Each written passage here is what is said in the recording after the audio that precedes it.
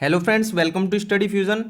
और DRDO crash course की 26th video में, जो कि इस क्रैश कोर्स की लास्ट वीडियो दोस्तों होने वाली है, आज हम इसमें बात करने वाले हैं ऑटोकैड और सीएनसी की, जो कि हमारे इस क्रैश कोर्स के लास्ट टॉपिक्स हैं। तो वीडियो शुरू करने से पहले आप सभी दोस्तों को मैं शुभकामनाएं देना चाहूँगा आपके एग्जाम के लिए। उम्मीद करता हूँ आपकी तैयारी काफ़ी अच्छी रही होगी और आपने अभी तक जो पढ़ा है दोस्तों, उम्मीद करता हूँ अच्छे से आपने रिवाइज किया होगा। तो जिन भी दोस्तों का एग्जाम है वो अच्छे से अपने एग्जाम को देकर आएँ, स्ट्रेस अपने माइंड पर ना लें और अभी इस समय पर बहुत ज़्यादा पढ़ने की कोशिश ना करें। जो आप पढ़ चुके हैं उसी को थोड़ा बहुत रिवाइज कीजिए और अपने एग्जाम में जाकर अच्छे से अच्छा परफॉर्म करने की कोशिश कीजिए। जैसा कि आप जानते हैं दोस्तों, एग्जाम में कोई भी नेगेटिव मार्किंग नहीं है, तो सभी के सभी क्वेश्चन आपको अटैम्प्ट जरूर करने हैं। तो मेरी तरफ से हमारे सभी व्यूअर्स और सब्सक्राइबर्स को ऑल द बेस्ट। अब इस वीडियो में दोस्तों आगे बढ़ेंगे। तो सबसे पहले ऑटोकैड में दोस्तों बात करते हैं फंक्शन कीज़ की। तो फंक्शन की अगर बात करेंगे तो हमारे पास 12 फंक्शन की होती है ऑटोकैड में, जो कि सारी की सारी काफ़ी इंपॉर्टेंट हैं और इसमें से कोई भी एक क्वेश्चन या दो क्वेश्चन पूछे जाते हैं। तो ये 12 की 12 फंक्शन की आपको पता होनी चाहिए। फर्स्ट है हमारा F1 हेल्प विंडो के लिए जो कि यूज होता है। सेकंड है F2 और इसको प्रेस करने पर कमांड लाइन या फिर हिस्ट्री जिसको हम बोल सकते हैं, ये हमारा ओपन होता है। F3 हमारा होता है ऑब्जेक्ट स्नैप ऑन ऑफ। इसके बाद F4 होता है हमारा 3D O snap on off. इसके बाद नेक्स्ट हमारा F5 और ये इस्तेमाल होता है आइसोप्लेन चेंज करने के लिए। इसमें हम आइसोप्लेन को टॉप, लेफ्ट और राइट में चेंज कर सकते हैं। F6 का इस्तेमाल होता है डायनेमिक यूसीएस ऑन ऑफ करने के लिए। F7 का इस्तेमाल होता है दोस्तों ग्रिड या ग्राफ ऑन ऑफ करने के लिए। F8 होता है हमारा ऑर्थो ऑन ऑफ। F9 होता है हमारा स्नैप ऑन ऑफ। F10 होता है पोलर ऑन ऑफ। इसके बाद F11 हो जाएगा हमारा object snap tracking on off और F12 हमारा हो जाएगा डायनेमिक इनपुट ऑन ऑफ। तो F1 से लेकर F12 तक ये सभी के सभी आपको याद होने चाहिए और इसमें से जो सबसे ज़्यादा इंपॉर्टेंट है दोस्तों वो है हमारा F3, F7, F8, F9 और F10। तो इनमें से अगर आप सारे के सारे याद नहीं कर सकते तो जो मैंने इंपॉर्टेंट बताए हैं उनको जरूर याद रख लीजिएगा। उसके बाद ऑटोकैड की जो दोस्तों इंपॉर्टेंट कमांड्स हैं, तो इनकी शॉर्ट की या फिर इस कमांड के बारे में एग्जाम्स में पूछा जाता है। सबसे पहली हमारी कमांड है ए एंटर, जो कि होता है आर्क। सेकंड है ए आर एंटर, जो कि होगा एरे। थर्ड है हमारा सी एंटर सर्कल, सी ओ या फिर C P enter copy. E enter से इरेज, ई एल एंटर से ellipse. F enter and R enter इससे हमारा आता है फिलेट। एच एंटर से हमारा आएगा हैचिंग। एल एंटर से आएगा लाइन। एम एंटर से हो जाएगा मूव। एम ए एंटर से हो जाएगा मैच प्रॉपर्टी। इसके बाद एम आई से होता है मिरर। ओ से होगा ऑफसेट। पी एल एंटर से हो जाएगा polyline. P O L enter से हो जाएगा पॉलीगन। आर ई सी हो जाएगा रेक्टेंगल। आर ओ हो जाएगा रोटेट। एस सी हो जाएगा scale. T R double enter से होगा trim. X enter explode. Z enter से जूम। कंट्रोल प्लस जेड हमारा हो जाएगा दोस्तों अंडू और कंट्रोल प्लस वाई हो जाएगा रीडू। ये दोनों बहुत ही बार पूछे गए हैं एग्जाम्स में, इसको ध्यान रखिएगा। इसके बाद है कंट्रोल प्लस एस से हमारा होता है सेव और इधर कंट्रोल जेड, ये तीनों दोबारा से रिपीट हो गए हैं दोस्तों। तो ये जैसे कि मैंने बता दिया अंडू, रीडू और सेव, तो ये इंपॉर्टेंट कमांड है, इनको ध्यान रखिएगा। उसके बाद कुछ और कमांड्स हैं जैसे कि फिलेट। फिलेट का इस्तेमाल दोस्तों किया जाता है राउंड कॉर्नर्स के लिए।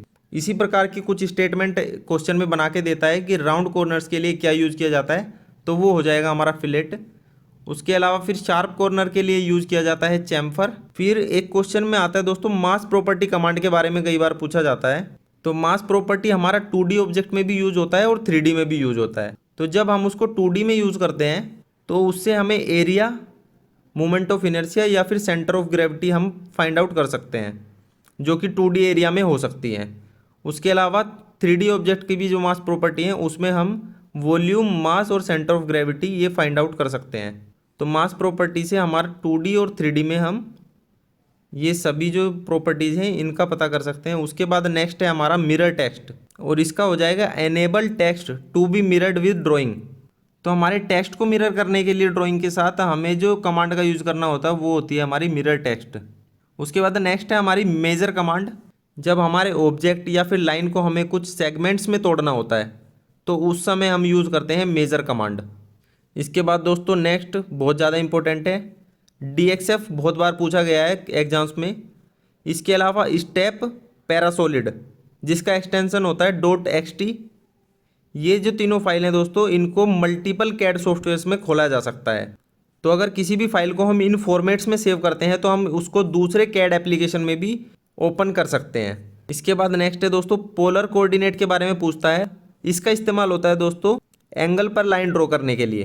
पोलर कोऑर्डिनेट सिस्टम के अलावा एब्सोल्यूट और रिलेटिव कोऑर्डिनेट सिस्टम, ये दो सिस्टम और होते हैं हमारे पास, और इन दोनों सिस्टम का इस्तेमाल हम करते हैं वर्टिकल और पैरेलल लाइंस के लिए, और वहीं पर पोलर कोऑर्डिनेट हमारा हो जाता है एंगल्ड लाइन के लिए। इसको आप ध्यान रखिएगा। तो ऑटोकैड में दोस्तों ये जितनी कमांड मैंने बताई है इन सभी को आप ध्यान रखिएगा, हो सकता है इनसे कोई ना कोई क्वेश्चन आपका फंस जाए। इसके बाद नेक्स्ट सीएनसी की अगर बात करेंगे तो इसकी जो फुल फॉर्म होती है दोस्तों वो होती है कंप्यूटर न्यूमेरिकल कंट्रोल। और सीएनसी को अगर डिफाइन करेंगे तो computer numerical control is a method for automating control of machine tool through the use of software embedded in the micro computer attach to the tool.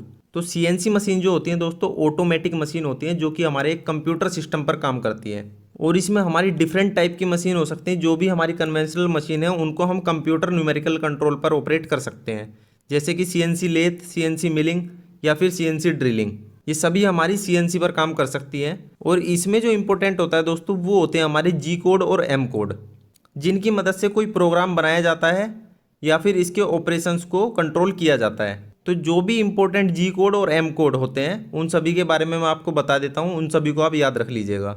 दोस्तों जी code और M code संख्या में बहुत सारे होते हैं, लेकिन यहाँ पर मैंने बहुत ही जो इंपॉर्टेंट हमारे कोड्स हैं उन्हीं को मेंशन किया है। तो जी कोड की अगर बात करेंगे तो G00 जो कोड होगा वो होगा रैपिड ट्रांसफर्स का। G01 है दोस्तों, ये होगा हमारा लीनियर इंटरपोलेशन या फिर इसी को बोलते हैं लीनियर ट्रांसफर्स। और ये जो स्टार लगा है दोस्तों इसका मतलब है कि लास्ट ईयर में दोस्तों ये क्वेश्चन DRDO के एग्जाम में पूछा गया था। G01 कोड पूछा गया था लास्ट टाइम सेप्टेम्बर 9 में। G02 की अगर बात करेंगे तो ये होता है सर्कुलर इंटरपोलेशन आर्क क्लॉकवाइज। उसके बाद G3 होता है circular interpolation arc counter clockwise. तो एक हमारा हो जाएगा क्लॉकवाइज, एक हो जाएगा एंटी क्लॉकवाइज। उसके बाद G4 हमारा होता है डुअल, G05 होता है होल्ड। इसके बाद आते हैं हम सीधा G33 पर, ये होता है हमारा थ्रेड कटिंग के लिए। फिर G71 होता है हमारा मैट्रिक प्रोग्राम के लिए, और G81 होता है रिपीट फंक्शन के लिए। तो ये कुछ हमारे इंपॉर्टेंट हो गए दोस्तों जी कोड्स। इसी प्रकार से एम कोड हमारा M00 हो जाएगा program stop, M01 optional stop, M02 end of program, M03 spindle start clockwise, M04 spindle start anti clockwise, M05 हो जाएगा स्पिंडल स्टॉप, M06 हो जाएगा हमारा टूल चेंज। M06 दोस्तों लास्ट टाइम सेप्टेम्बर 9 में पूछा गया था। M07 की बात करेंगे तो ये हो जाएगा कूलेंट टोन। M08 भी हमारा कूलेंट टोन होगा। दो तरीके के कूलेंट हमारे सीएनसी मशीन में होते हैं, एक होता है फ्लड कूलिंग, एक होता है मिस्ट कूलिंग। तो M7 से हमारा फ्लड कूलिंग स्टार्ट होता है और M08 से हमारा मिस्ट कूलिंग स्टार्ट होता है, और M09 से हमारा कूलेंट ऑफ हो जाता है। M10 से हमारा हो जाएगा क्लैंप और M11 से हो जाएगा अनक्लैंप।